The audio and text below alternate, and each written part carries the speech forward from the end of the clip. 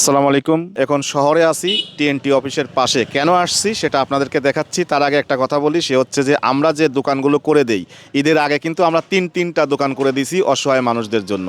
সেই দোকানগুলো কেমন চলতেছে আসেন, যে আসলে এই দোকানগুলো করে দিয়ে আমরা সাকসেস হচ্ছে কিনা এই বিষয়গুলো আপনাদের সঙ্গে শেয়ার করা দরকার। কিন্তু এই দোকানটার পরিপূর্ণতা পাচ্ছি না, কারণ হচ্ছে এখন গরমের সময়, আপনারা জানেন। এই যে দেখেন, এই হলো এই দোকান। এই বাড়ির মানুষগুলো এতটাই অসহায় ছিল যে আমরা দোকান করে দিতে বাধ্য হলাম, যেন ওনারা কিছু করতে পারে। আসসালামু আলাইকুম। এখন এই দোকানের আর কিছু বাকি আছে? এখন একটা ফ্রিজ হলে ভালো হয়, মানে এটার জন্যই আমাদের একটু সমস্যা।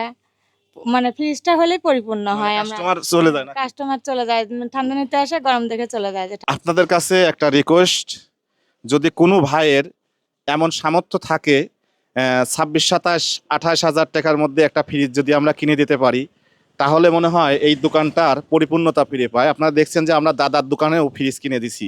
আসলে এইসব দোকানে একটা ফ্রিজ খুব বেশি প্রয়োজন, তারপরে এখন গরম।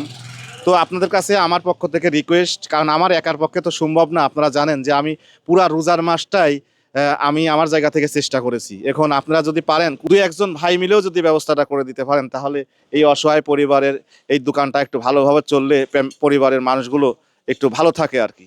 যাই হোক, ভিডিওগুলো শেয়ার করবেন। যারা দিতে পারবেন না, তারা ভিডিওগুলো শেয়ার করবেন।